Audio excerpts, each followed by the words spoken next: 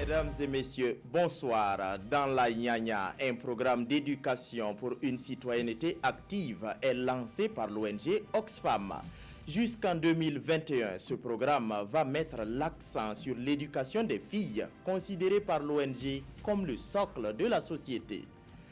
À Bobo-Dioulasso, le monde de l'art vestimentaire s'est enrichi de nouveaux professionnels.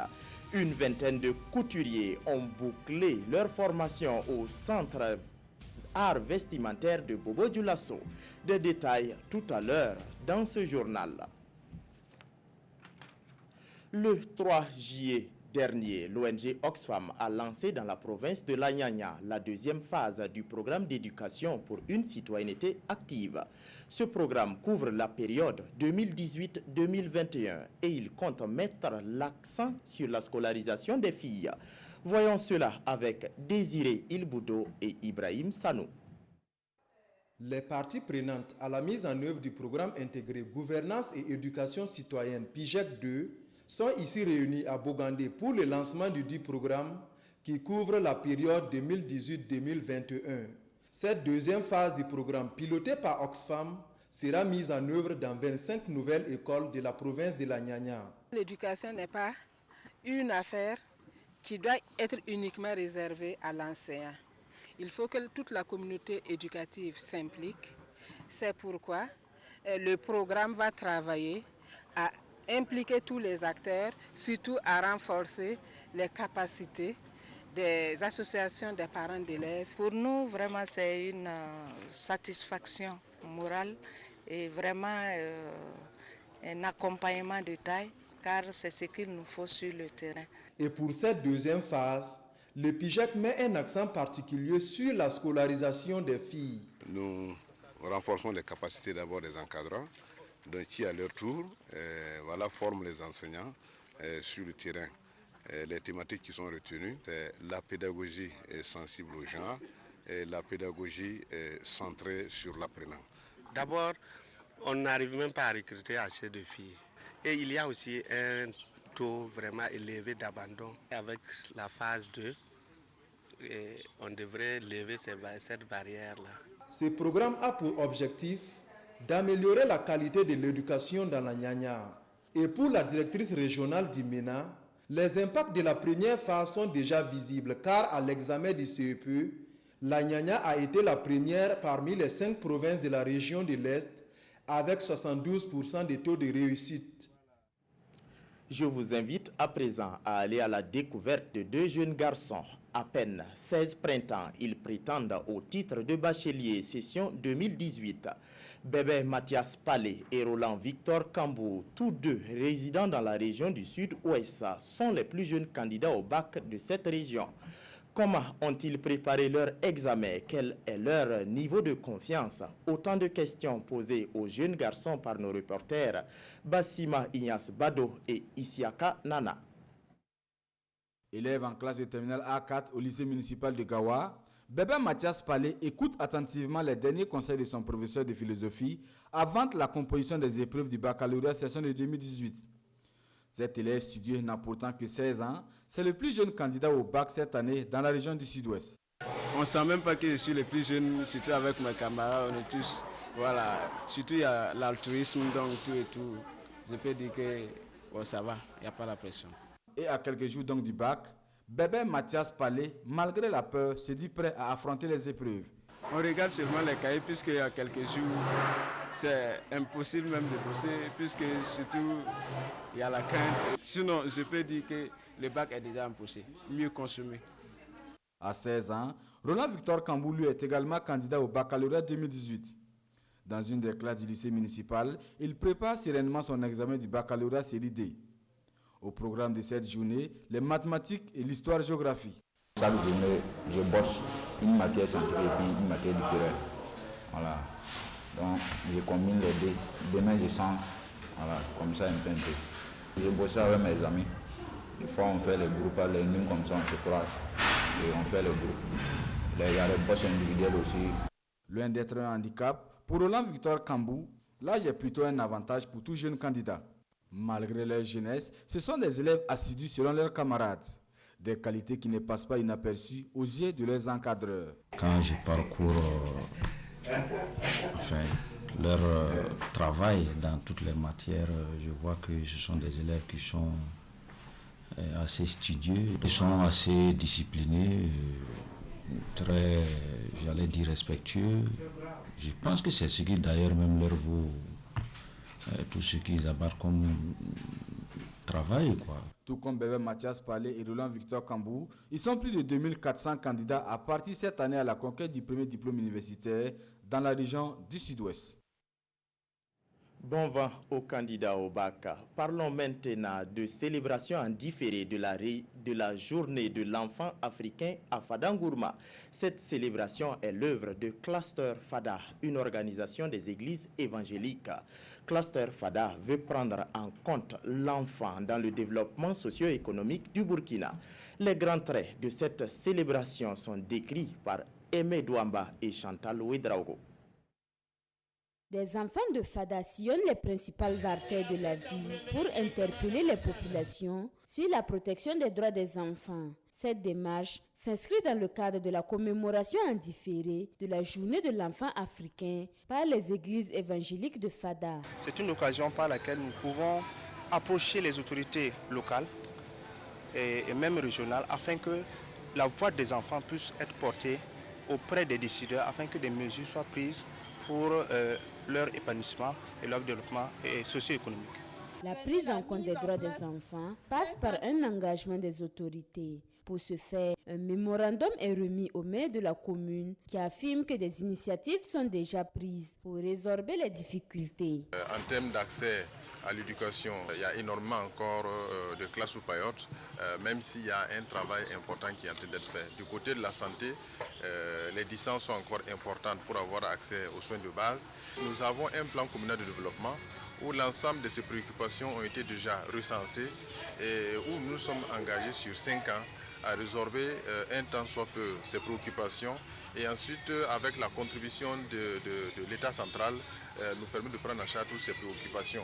Sur des églises évangéliques, Cluster Fada est un regroupement de plusieurs centres de développement pour enfants CDE. Cette organisation mène des actions de promotion de santé et d'éducation en faveur des enfants tout en les inculquant des valeurs chrétiennes.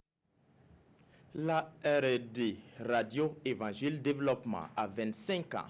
Un quart de siècle au service de l'Église et de la Nation. C'est le thème retenu pour cet anniversaire. Au programme de ce jubilé d'argent, il y a des journées portes ouvertes, des remises de dons à des orphelinats, ainsi que des activités cultuelles. Plus de détails avec Césaire Carfo et Zalissa Sanfo. La radio Évangile Développement R&D célèbre son jubilé d'argent. 25 ans à propager la parole de Dieu à travers les ondes. 25 ans au service du développement socio-économique du Burkina Faso. Et le bilan de ces 25 années est dressé ici. C'est une satisfaction personnelle et je peux exprimer la satisfaction des promoteurs et du personnel pour l'œuvre accomplie pendant ces 25 années. C'est une grâce du Seigneur, c'est un miracle. La radio, c'est l'instrument le plus puissant qu'on puisse connaître. Là où personne ne peut rentrer, la radio entre. La radio pénètre. Quand l'individu est seul, découragé, personne ne peut aller à son secours. La radio va aller consoler cette personne, éclairer cette personne, sortir la personne de l'ignorance. C'est ça la puissance de la radio. Quelles que soient les technologies qu'on va inventer, la radio sera l'instrument basique de la communication, en tout cas pour des années et des années encore. C'est pourquoi nous disons merci à R&D, merci à vous tous qui êtes là aujourd'hui. Créée le 2 juillet 1993, la R&D émet dans 8 grandes villes du Burkina Faso, dont Ouagadougou, Bobo-Dioulasso et Koudougou. Et par ses actions de développement, elle a contribué à la réalisation de nombreuses infrastructures socio-économiques, dont plusieurs fourrages et des latrines. Je vous le disais en titre, le monde de l'art vestimentaire vient de s'enrichir d'une vingtaine de compétences. Ils ont achevé leur formation au Centre art vestimentaire de Bobo-Dioulasso. Et le 30 juin passé, ils ont effectué leur sortie de promotion. Le film de la cérémonie porte la marque de Hassan Gourabou et Moussa Sanou. Centre de formation art vestimentaire. Ce samedi 30 juin 2018 est un jour pas comme les autres. Après 3 ans de formation, la 6e promotion de cette école de couture effectue sa sortie. Élèves, personnel d'encadrement, autorités et population sont là pour assister à la cérémonie. On a appris à coudre et à couper nos habits proprement, nous-mêmes à coudre. Bon, cela nous permettra d'ouvrir notre atelier et puis ça nous permettra au moins de faire ce qu'on veut, quoi. Et puis bon, pour que chacun puisse faire au moins un travail. Avoir un emploi, c'est aussi le vœu des autorités, mais aussi du personnel d'encadrement présent à cette cérémonie de sortie de promotion. Une cérémonie marquée par un défilé de mode, des prestations de musique, de danse et de théâtre, ou encore la remise d'attestations et de kits d'installation à cette promotion baptisée El Hadj Bakone Milogo, du nom du maire de l'arrondissement 4 de Bobo-Dioulasso. Une promotion forte de 20 élèves dont 16 sont admis au CQP, le certificat de qualification professionnelle. On a fait un résultat, disons, satisfaisant. On aurait voulu 100%. Bon, on a eu 80%. On ne fait que remercier les formateurs et les élèves pour leur courage. C'est de les encourager à la persévérance et la détermination. Il n'y a pas de chose facile dans cette vie-là. Et la bataille de vie est perpétuelle. Le centre de formation art vestimentaire existe depuis 2010 à Bobo-Dioulasso. Créé par l'association des couturiers cercles de l'art vestimentaire, il comptait en cette année scolaire 2017-2018 une 50aine d'élèves répartis dans 3 classes. Au chapitre des dons de ce journal, je vous amène à Orodara. L'association pour la mémorisation du Saint-Coran a offert à la communauté de Orodara une salle de lavage des morts et un corbillard. Le tout est évalué à 10 millions de francs CFA. Retour sur la cérémonie de don avec Ali Traoré. Un corbillard et une salle pour le lavage mortuaire, le tout d'une valeur de plus de 10 millions de francs CFA, remis ici à la communauté musulmane de Orodara. Le geste est de l'association pour la mémorisation du Coran. Une aide qui va permettre à la population de mieux organiser le lavage des morts. Toute chose qui contribuera à éviter des contagions en cas d'épidémie. Beaucoup de gens ils ont l'habitude de laver le corps dans les maisons. Alors qu'entre-temps, on a vu qu'il y a des épidémies. Il faut former tous ceux qui vont laver les morts, il faut les former. Parce que les choses sont changées. Nous ne sommes plus dans l'ancienne époque. Il faut moderniser les choses. C'est pour cela qu'on voulait que chaque mosquée, chaque grande mosquée, qu'il y aura un morgue pour qu'on puisse laver les morts là-bas et puis faire tous les entretiens là-bas. Ça facilite les tâches à tout le monde. Pour la partie bénéficiaire, cette aide vient à point nommé. Surtout que les populations étaient confrontées à plusieurs difficultés. On avait trop de difficultés. On ne savait pas comment gérer nos cadavres, surtout ceux qui quittaient une autre localité pour venir mourir ici. Vraiment, ce joyau nous soulage et nous remercions les donateurs. L'association pour la mémorisation du Coran, structure initiative de ce don, invite les bonnes volontés à emboîter le pas. Des gestes qui permettront de désengorger la morgue de l'hôpital Sorosano. 4e album de Binabié, l'inspecteur divisionnaire des douanes sous la casquette d'artiste musicien, vient de mettre sur le marché discographique un opus de 10 titres.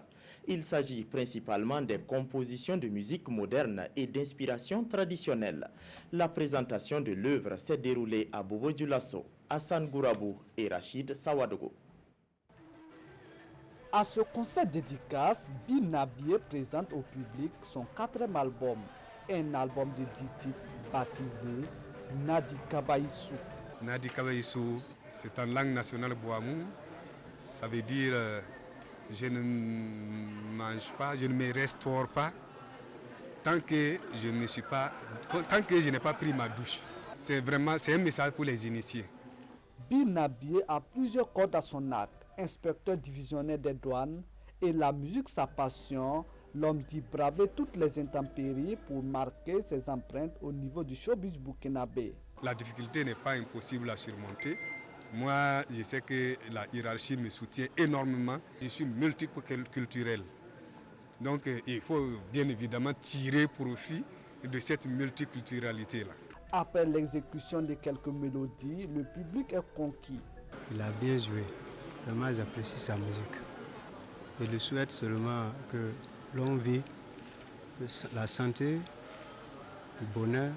Et moi, ça ne me surprend pas ce soir par la qualité de la prestation et l'immensité de l'événement. Parce que je l'ai suivi depuis longtemps, j'ai mesuré un peu son inspiration, son engagement pour le travail bien fait en étant son maître de mémoire depuis l'École nationale des douanes. Donc c'est un honneur pour nous ce soir de venir en tout cas cette nuit. Biyeke Nabié à l'état civil. L'artiste aborde des thèmes comme la corruption, le civisme, la solidarité, tout en rendant hommage à la société africaine. Carnet rose de ce journal, notre confrère Sié Judicaël Poda a quitté le cercle des célibataires le 30 juin passé. Sié Judicaël Poda et Marietou Cissé se sont dit oui devant Dieu et devant les hommes. C'était en présence de Bilidou Bazongo et Mirel Carole Tougma. Monsieur Poda Sié Judicaël Kader, présent. Consentez-vous à prendre pour épouse Mademoiselle Cissé Marietou ici présente? Oui, je le veux. Un oui solennel qui consacre l'union du désormais couple Poda. Devant parents, amis, collègues et connaissances, Sié Judicaël Poda et Marietou Cissé sont unis par les liens sacrés du mariage. De l'état civil à l'église, c'est une foule en liesse qui a accompagné les élus du jour pour partager ces moments qui s'inscrivent définitivement dans leur histoire. L'officier de l'état civil et à la suite le pasteur ont tour à tour prodigué des conseils au couple Poda, des conseils qui les accompagneront durant cette longue marche à deux. Ainsi s'achève ce journal. Merci de l'avoir suivi. L'information continue sur www.rtb.bf. Bonsoir.